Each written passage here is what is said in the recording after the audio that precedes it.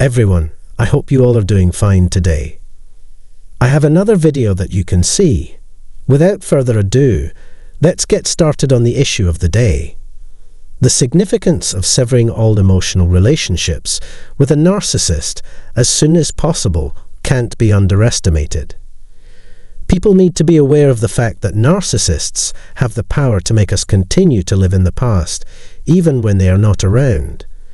No matter how diligently you attempt to steer clear of narcissists and have as little interaction with them as is humanly possible, it's likely that you'll never be able to break free of their hold on you. No matter what you do to get rid of them or how they get rid of you, a narcissist will feel as though you still belong to them even after the termination of their relationship with you. When communicating with a narcissist, you run the risk of a few different potential results. First, those who were affected can pick themselves up and move on with their life without unnecessary baggage. Second, people who need more time and effort to break free of their mental and emotional bonds. Third, those whose hatred and resentment towards narcissists have reached a fever pitch. Since only the latter two categories still maintain substantive interactions with narcissists, they will be the focus of today's topic. An obsession with their victims often defines narcissists, so it's not surprising that they would devote so much time and energy to them. That might lead us to the source of the problem and allow us to address it more quickly. As long as you care about the narcissist, it does not matter if you are in case 2 or 3. It makes sense to kick things off with the topic of love. It's possible that narcissists might captivate their admirers despite their many defects. Narcissists are always ready to scoop or return at any moment. Those who are in a trauma bond may even encourage the narcissist's efforts at integration. Since not everything that occurred between you and the narcissist was horrible, you may be thinking back on the good times you shared together. During the love-bombing phase, when there were frequent and overwhelming public displays of devotion, we felt tremendously prized and adored. If you've ever imagined spending the rest of your life with someone, the idea that they could be your worst nightmare is terrifying. I harped on the importance of accepting one's experience with a narcissist if one hopes to develop a new perspective. One such example is when it becomes clear that they are not who they claim to be. The first step to breaking free from trauma bonds is admitting that you have a problem. If we still find ourselves pining for the narcissist after we've learned how toxic they are, we may have a trauma attachment. To avoid falling into the trap of rationalizing or dismissing the narcissist's damaging behavior, may be helpful to write down or keep a journal of all the awful things the narcissist has done or said to you, and how those things made you feel. Reading your journal notes may help ease your pain if you miss the narcissist. It can be helpful to speak with a professional counselor about natural and healthy human responses, including grief, anger, and resentment. To some, this may bring relief and closure. While it's crucial to stick to a healthy routine, it's also crucial to make time for the people and pursuits that make your life worth living. This tactic can be useful in regaining your dignity and creating psychological space between you and the narcissist. Keeping a notebook in which one writes nothing but encouraging thoughts is a great approach to improving one's self-esteem and happiness. Second, we will discuss the emotion of hatred.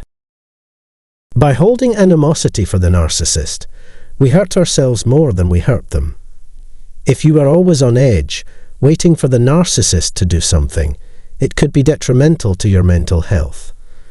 The nervous and immune systems are particularly vulnerable to the daily barrage of stress and bad energy. It's literally making you sick to your stomach and mind. Ironically, our dislike for the narcissist is very similar to affection. Both love and hate are powerful emotions that affect the whole person. The narcissist does not need our attention, enthusiasm, or sympathy after depleting those resources. That's why they'll go to such lengths to get you to give up your freedom of thought and action. Our objective should be to achieve a state of emotional distancing from them in which we are conscious of their existence, but no longer feel any sort of attachment to them. Forgetting about past events is the only way to get past the time when they are still pertinent. We've become immune to their allure since we frequently deal with them. Refusing to acknowledge their existence will force them to face the fact that they can't hide anything about themselves, including their ideas, activities, or even their presence. Remember that making and maintaining eye contact with a narcissist can be quite tiring. Keep in mind that you can break free from a narcissist by emotionally distancing yourself from them. The lack of interest is a major problem. Thank you so much if you've watched this far. I will make more of an effort in future videos to provide explanations that are easy to follow and helpful. Please share your ideas and opinions on the topic in the comment section below. Again, I appreciate you taking the time to watch this. Okay, so first off, I want to thank you for taking the time to view this video. If you want to show your support, I'd really appreciate it if you clicked the like button. If you haven't already, please subscribe so you don't miss any of the videos we release in the future. Let's begin right away. When a narcissist is with other people, they poison the atmosphere with their envy and dissatisfaction. Anyone who is constantly finding fault in others is probably holding back feelings of bitterness and envy because they are unable to see the realization of their own hopes and desires. A narcissist will act as if they care about you until they learn about your future goals, at which point they will trample all over them. Narcissists are so toxic that they will pull the rug out from under you at the first available opportunity, so never believe them when they say they support you in your endeavors. Narcissists are the most toxic people because they will publicly shame you for your failures and take credit for your achievements. Narcissists act as perpetual victims, and they do all in their power to convince others of this. They would have everyone believe that they were absolutely blameless and that everyone else was just being mean to them. Narcissists being dishonest is to be anticipated. Therefore, this is not surprising. It is possible that a victim of a narcissist's abuse or manipulation will resort to attacking the narcissist. The term reactive abuse describes the unpleasant reaction someone has to earlier maltreatment. To put it another way, it's as if the abused person has turned abusive themselves. To that end, a narcissist will exert considerable effort to guide the victim in that direction. And if so, why? A narcissist would be crazy to subject himself to such. Okay, let's take a look at the narcissist's potential annoyances. They can do this in a variety of ways, like ignoring us, pushing our limits by intentionally irritating us, etc. They are not just violent, but also petty and unpleasant at times. To make you feel inferior, they can try to put you down, mock you, or engage in triangulation with you. A narcissist will do whatever it takes to make you feel horrible about yourself, whether that means encouraging you to be upset, angry, insecure, or even physically violent toward them. They frequently do things that can be interpreted in several ways. Narcissists know how to say and do the bare minimum to clear their own names in any given situation. The activities of narcissists are absurd since they are always aware of the results of their actions. Once they reach that point, narcissists can confidently turn to physical and verbal abuse of their closest loved ones. It's hard to avoid feeling tense whenever you're near them. They would say and do incredibly obnoxious things to you in order to get you to react defensively. When you get wounded, they expect a strong response. Therefore, they can expect you to curse at them. They want you to fight back if you're injured. While narcissists may try many different approaches, they all have the same consequence. Narcissists' acts may appear irrational to others, but they are, at least, internally consistent. What they really want is for you to perform badly for their advantage, so that they can obtain what they desire. All the negative energy you can offer them is what they crave. When put in such a toxic environment, their inherent evil only grows stronger. Sometimes they'll smile wickedly or look smugly pleased when this happens. Because they brought you to this point, the narcissist feels superior and in command. They are manipulating you for their own benefit, taking advantage of your misery, and making you feel responsible for an offense you did not commit by making themselves feel better by blaming you. Feelings of remorse on your part cannot be blamed on them. Narcissists are experts at playing on our guilt about our own frailties and taking advantage of us as a result. They are masters at minimizing the impact of their own acts, while amplifying the consequences of those of others. And if you're not careful, they'll convince you that you're entirely to blame for any pain you may have caused them as a result of your own activities. And while the narcissist plays the victim card, you'd be the one to apologize and make amends. If you respond negatively to the narcissist, they will continue to push you, but you will be the one confused. If a narcissist succeeds in pushing someone to this breaking point, the impact of the ordeal will be permanent. This will be held against you indefinitely, even if it never occurs again. It's likely that others in your immediate vicinity will tell anybody who will listen that you have a checkered past of physical aggression in an effort to paint you as one of the dangerous criminals they fear. Your credibility and reputation are in jeopardy now that the narcissist has lent an air of veracity to their lies. By responding to a narcissist's message, you're sending the message that you appreciate the relationship you share with them. Narcissists are skilled manipulators who may exploit your feelings for them, whether they are love or hate.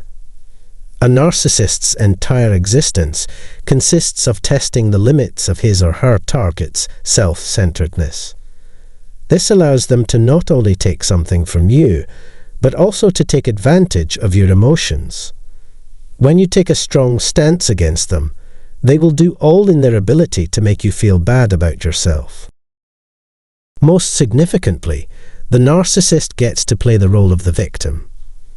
So, it's important to learn how to deal with people that drain your positivity. If we do not take control of our emotions, the narcissist will. Whenever we respond to a narcissist, they will use it as fuel for their destructive power battles with us. They also engaged in dishonest behavior, such as cheating. We stand to gain nothing by granting them such an opportunity or empowering them to act on our behalf. Thus, we cannot do so. If we respond violently or aggressively to a narcissist, we only help the narcissist. Okay, today's video has concluded. If you have anything to contribute to the conversation, please do so in the area provided below. Please subscribe to our channel and hit the bell to be notified when new videos are uploaded if you haven't already. Please know how much I value your help. In today's video, we'll discuss the thought processes behind why narcissists give presents and offer advice on how to process any souvenirs you may still have for a toxic individual. Please accept my sincere greetings. I am delighted to have you here today. You guys are the reason I can keep up my channel. I value your help continually. In order to make sure you don't miss any uploads, you should subscribe to this channel and enable notifications. Your support is greatly appreciated. Now is the time to begin. In my opinion, narcissists are emotionally fragile individuals whose primary goal in life is the suffering of others. Because they depend so heavily on others' praise, they constantly seek it. Even though they have nothing to offer, they persist in seeming superior and arrogant. Despite their ineffectiveness, they receive a disproportionate amount of media coverage. Narcissists are just as annoying as they sound, like an unwanted present presented in nice wrapping paper. They look nice on the outside, but there's just dirt and stones inside. Eliminating all references to the narcissist is an important step in healing and moving on from the relationship.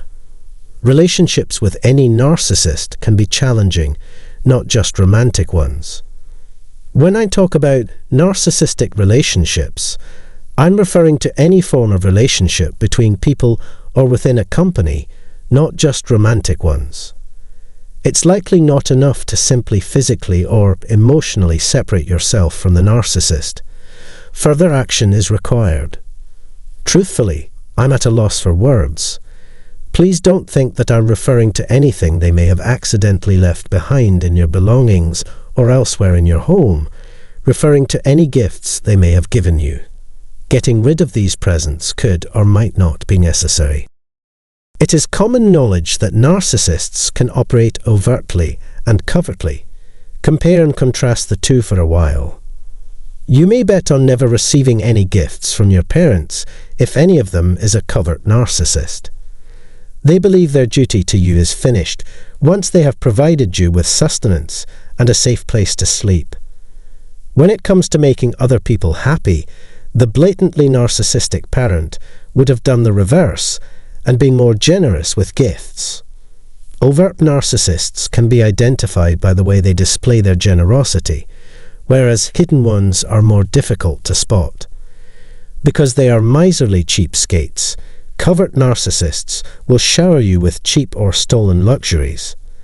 Overly narcissistic people also tend to give pricey gifts. Narcissists who are less obvious tend to be dishonest with money as well. They rarely bring gifts, but instead rely on their charisma to win others over. Narcissists may give gifts to those they like or wish to impress. It's important to remember that the narcissist's acts are never motivated by any compassion or empathy. Donations are expected to be returned to the givers. They will convince you to loosen some of your rules in exchange for the gifts. Try not to make them angry, and certainly don't just throw them away. To make you feel loved and appreciated, your narcissist may shower you with gifts like these. Yes, you risk being more enamored with the narcissist in this way. Another instance of the narcissist's continued quest for positions of authority and superiority. They do this not because they genuinely like you or care about you, but because they have to. Although that was never their intention, it always seems that way. Instead, they gift you something only to manipulate you, and anybody else might be watching. Depending on how far down the road to recovery you are, you may need to get rid of the narcissist's gifts, or you may want to keep them around as decor. When looking at the narcissist's gifts causes you to second-guess your decision to go on with your life, it's time to get rid of them. Given the costs involved, there is no use in maintaining them. One of the narcissist's gifts to you could be the trigger for a downward spiral of grief and loss. You must return the item to them again. Nothing that stands in the way of your recovery from the narcissist should be kept. Put it in a thrift shop donation box, hold a yard sale, or burn it if you don't want it. Some people see the narcissist's presence as a reminder of how much they care about the narcissist. In contrast, others see them as a sign that they aren't going to be swayed by the narcissist's outward displays of generosity. If a gift you received from the narcissist triggers unpleasant memories, you may want to consider donating it to a good cause or temporarily storing it. Gifts from narcissists should be kept only if doing so won't negatively influence your mental health. I mention this because I know that certain narcissists will keep trying to buy you off with favors and presents until they have what they want. They will stop at nothing to win you over to their plan. Assuming you know money rewards won't sway you, the narcissist will be the one to fall for your ruse. However, you should think carefully about whether or not the narcissist's presence or possessions impede your efforts to free yourself from the poisonous individual. If anything is keeping you from fully moving on, you shouldn't hesitate to get rid of it. You've worked hard enough. Now it's time to go on to a better life, free of any lingering resentment or hatred toward the narcissist. I'm interested in hearing about other people's experiences with and strategies for dealing with narcissists, so feel free to leave a comment below. I value your continued attention to this as much as ever. If you think other people would enjoy this video, please tell them about it. Feel free to ask questions or provide suggestions in the comment space below.